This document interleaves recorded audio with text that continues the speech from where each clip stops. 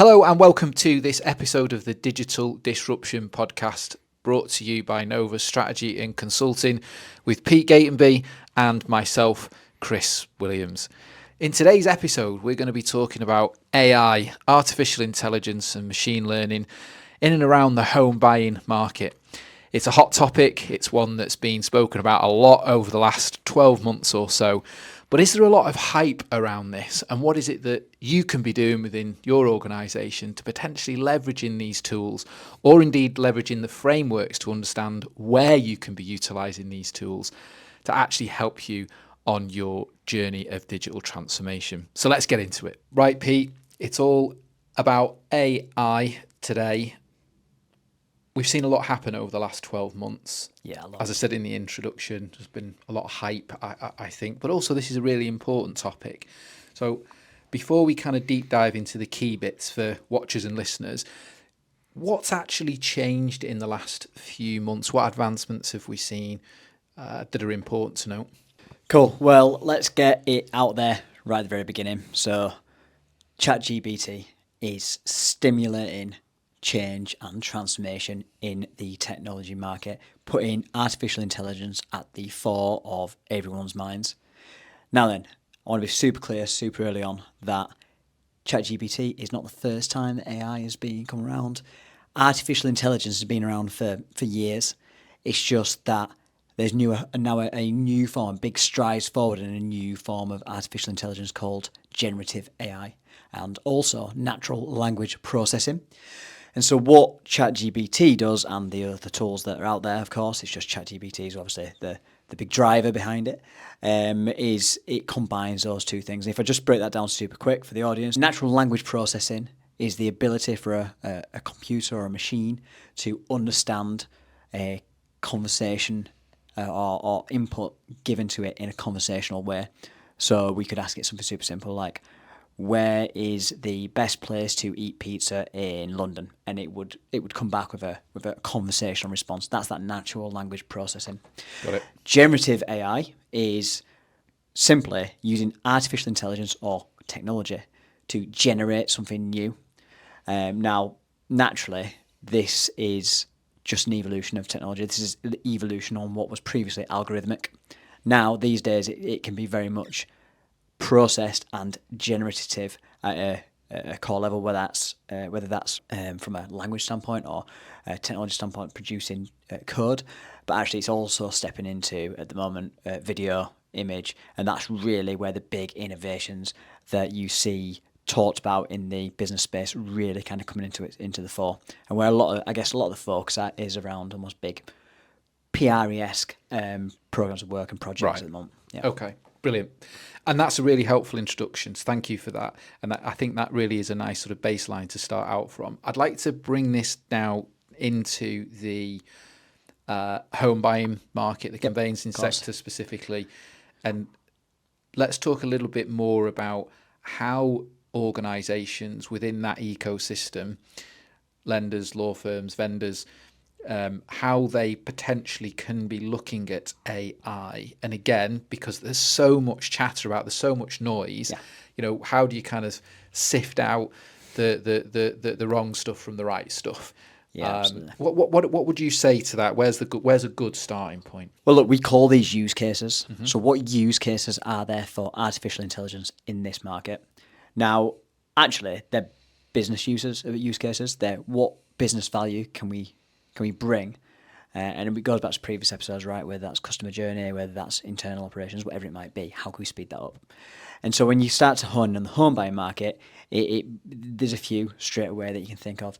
If you're obviously when it goes through the mortgage process, there's huge levels of analysis that is done at the moment, following either business rules, following kind of processes or whatever that might be. The ability and the computational power that we as organisations now have access to on demand to analyse either markets or the financial stability of a potential person who might be given a mortgage offer is now drastically increasing in the speed at which that can be done and the accuracy that can be done, and also the learnings and the ability to learn from the decisions that are being made. And especially in a very changeable economy that we have at the moment, the ability to analyse all that big data quickly and then have it impact your business logic that is being made on, do we give a mortgage offer or do we not in this changing landscape, drastically increases quite quickly. Because this is such a greenfield environment across AI and ML, but specifically in this in the home buying market, I think it's highly opportunistic. And what I mean by that is that when we look at use cases, the use cases are still being developed is what I mean. Yeah. And so I think there's an opportunity for organisations across the ecosystem to just take some time to actually start to develop those use cases. I'm thinking about the blog that Aaron is putting out. For those who don't know, Aaron does a lot of our content for us and does a lot of analyst work. And he's been doing a lot of analysis in and around AI use cases in this sector. And what we're uncovering is that actually a lot of the use cases within financial services are not yet falling into the home buying market. They're actually sat in investments, they're sat in savings, they're sat in other areas of financial services, in fintechs especially.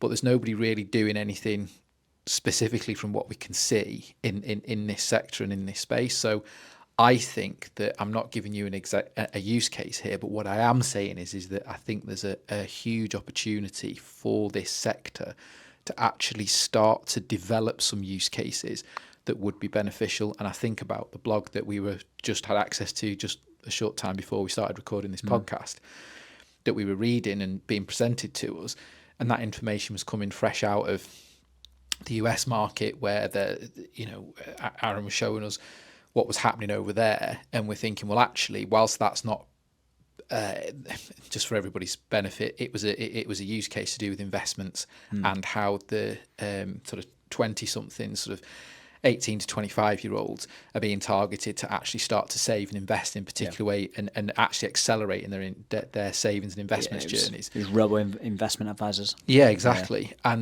And ultimately, because there's a cohort there that are keen to do something. And what we were looking at is, well, how can the home buying market within the UK start to actually look at that and transverse that into their space? Because actually there's big opportunity to start looking at that, to engage these to engage that cohort and help with that financial education. And I think that we were at an event just two evenings ago where there was this big thing about financial education. JP Morgan and the guys from Innovate UK were talking about this live on stage about, there's massive opportunity to use education within applications and then utilize AI and machine learning to actually help people go on this journey. And that was specific around payments and things like that. But actually, if we look at it from a home buying perspective, there's a lot of opportunity there. And therefore, that's why I believe organisations should be looking at this. I don't think they should just be running into it headfirst at 1,000,000 miles an hour and throwing money at it, as we've seen with historic innovations. But I think that what they should be doing is taking the time to develop these use cases. Yeah, it's interesting actually, Chris, that when that came up, and this one's free for you viewers. Feel free to take this on and create your own new business, and I'll take 10% for the proceeds. But yeah, I said right, exactly. There's a massive application here, and no one is exploiting it in the UK, or in fact probably global home buying property market, which is that same process of robo-advising how people should invest in property. Because at the moment, right, there's a change in property market. The way the buy-to-let strategies of old are no longer working. And so now what those strategies are changing because the mortgage rates are increasing. It's all about, right, okay, how do we add value to a property so we can therefore get a better yield on the returns?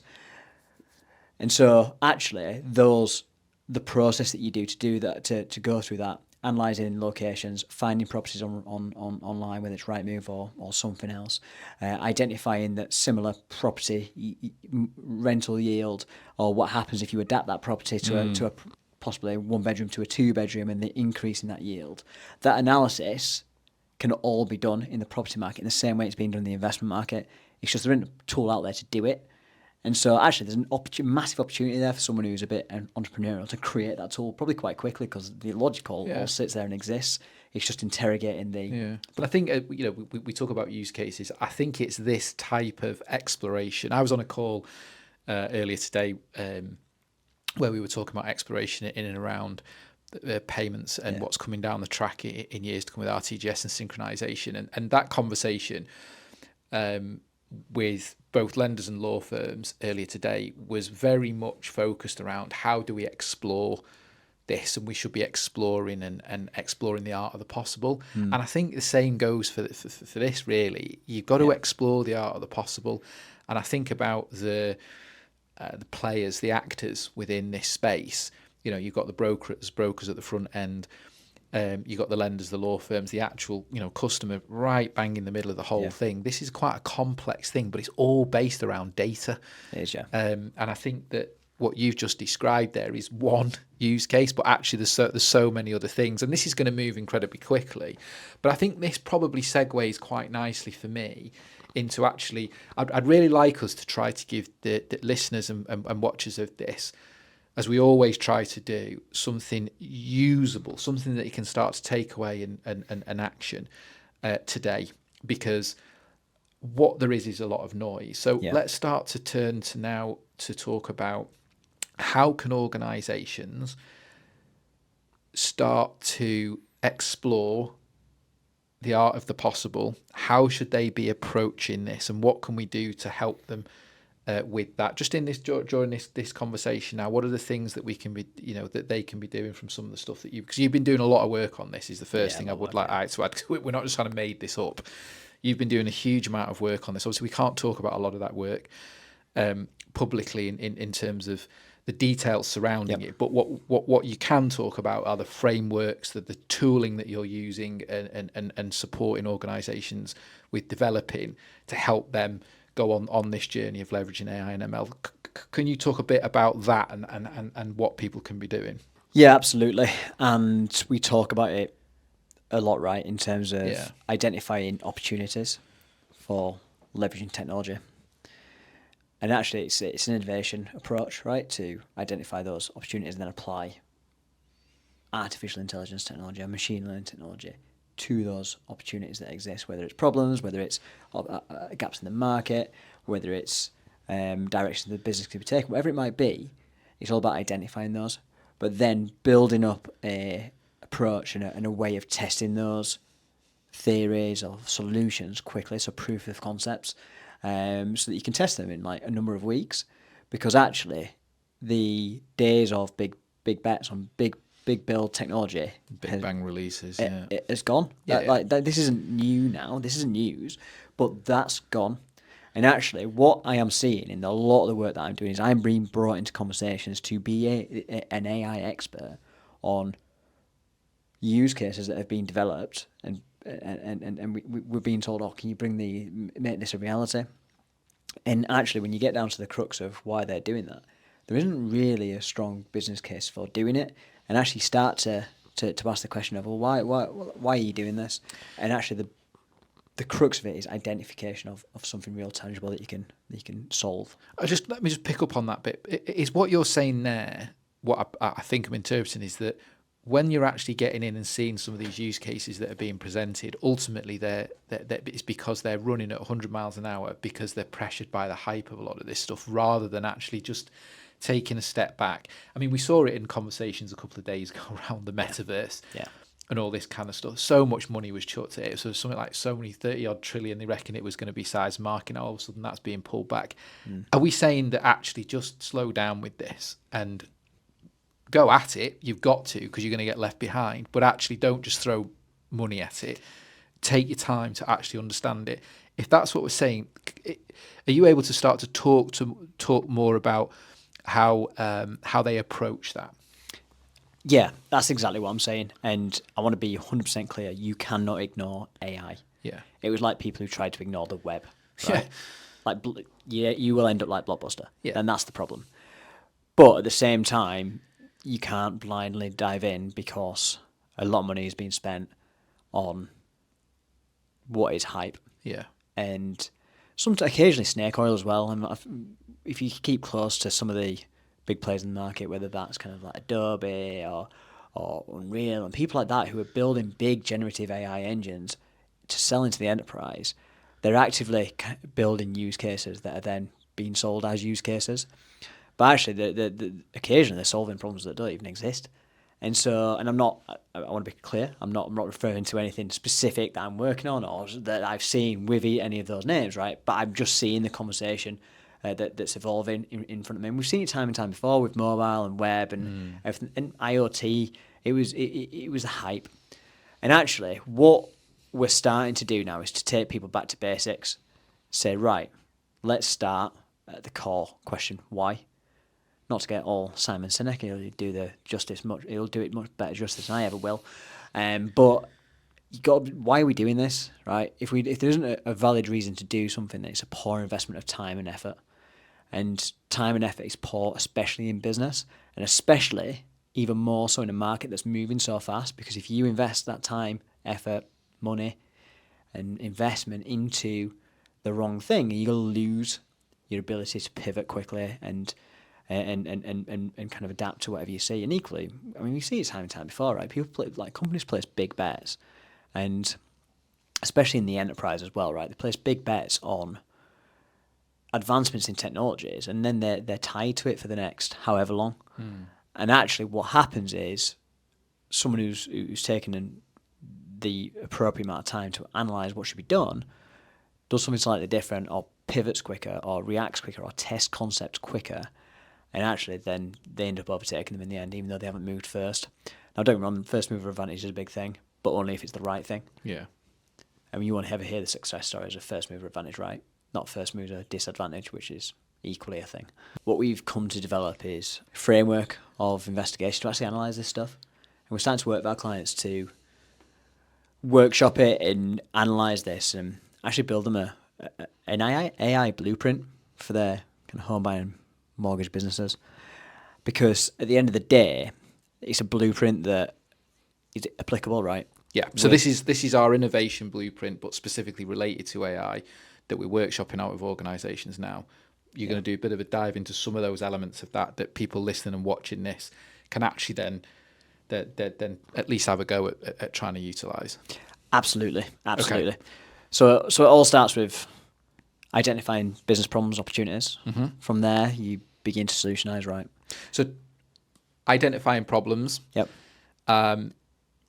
Now, of course, it's quite difficult to go through this in its entirety, because this is sometimes 1 or 2 days with some organisations. But high level, how can they step through identifying problems? Well, there's a whole load of things that obviously you do, and you've run enough workshops to know this as well. But for our listeners, tactically in the workshop, you put people into almost a problem identification space, which is a safe space to talk about the problems they're experiencing. Yeah. Often we bring together Post-it notes, pens. You've got a cross-functional team that is in a safe space. So that's the first thing. Make sure this isn't just, it's not just your IT team. Yeah, it's not just your marketing team. Yeah, get a cross-functional group. Get a cross-functional group together. Look at a value stream. Look at areas of the business and say, hey, what challenges do we potentially see here? Yeah, and start to just note those up. Or the alternative, and I've actually done it with organisations who have a large number of clients, might be B2B, right? Yeah. And they might bring clients into the room, and so they're identifying service lines or product lines that those customers or clients actually want. And so it's not necessarily problems at that point, it's opportunities. And it's all about crafting the right way to find those opportunities. Well, opportunity is a great word because it covers both problems and opportunities, right? Or challenges. And in the home buying market, actually, and I know we're trying to beginning to encourage clients to do this a little bit more when we're workshopping with them, is bring other areas of the ecosystem in. And wouldn't it be great actually to run a session? If anybody's actually really interested in doing this, we'd love to do it. Yeah. I know we've not talked about this, but I've just got an idea. Wouldn't it be amazing to get a segment of this sector all together into a workshop and say, let's actually let's start to workshop some of this stuff out? Because actually, I think that'd be hugely beneficial. If anyone's actually interested in doing something like that, I reckon we could give it a go. Slide into our DMs. Sliding, not into my DMs, they'll be sliding into yours because you'll be the one that has to do it. This is your area of expertise more so than it is mine. Sorry about that. No, that's all right. So I digress. Back to the point. So identifying problems, step one. Using a cross-functional team to help find those problems. Where are we going on from there? From the problem identification, where are we going next? So once you've got a number of problems, and you might have 100, you might have 10, you might have 3, it doesn't matter. Yeah. The fact is that each of these problems will have a different weighting, or each of these opportunities will have a different weighting in each of their minds. Then what we start to do is we create a solutionizing phase within the workshop, in which all possible inhibitors are removed, i.e. we call it a magic wand session, right? So if you could solve this 3 different ways, and you always have to do 3, you can't do less, you can do more, but you've always got to do at least 3. And you wave your magic wand and said, if I could want to fix this, take my property investment one now. If I were to solve the property investment problem and no money, no technology was an inhibitor, what would I do? And so I start to write down the solution, what I, as the problem owner, now the opportunity owner now, would like to see. So to take my example, I'm now looking for investment property in London. I now want a plugin that's attached to Rightmove, that when I'm searching through Rightmove properties, it tells me what their possible rental yield are in that market, given absolute up to the date market data. Or it could also be, actually there's a dashboard that tells me where the best areas are to look for investment properties. Or it could be a combination, right? And the idea is that you, by the time you get to the third one, it's quite hard to think of a solution, and that's actually where the most innovation happens, because the obvious things already been done. Now, don't get me wrong, there's a whole load of activities we do around that to obviously onboard people into AI or help them create the right thinking space. Once you've got those kind of solutions, the next thing is to identify which of those solutions is actually the best one that we should invest some time and some money, perhaps. So we've done problem identification. You've identified possible solutions, given no inhibitors, greenfield thinking. The next thing is to decide, actually, of these problems and solutions, which ones are the best. Now, this is a workshop in itself, right? Because we run and I love to run almost a Dragon's Den-esque activity, where people are preparing a pitch to the room. So they're now selling their solution. They choose their favourite one, and they sell their solution. Again, there's methodology behind this to make sure we get to the right one, right? But they prepare a pitch. It's a three sentence pitch. What's the problem? What's the solution? And why is it important? But, and this is where the real kicker comes in, this is a Google framework that we still use. We create a scoring matrices together that applies to the business or the market or the opportunity, the problem we're trying to solve at that time. We create a scoring matrices that is used in a scorecard that then scores, and the audience or the dragons, or if you're in America, sharks, then fill out as the pitches are happening.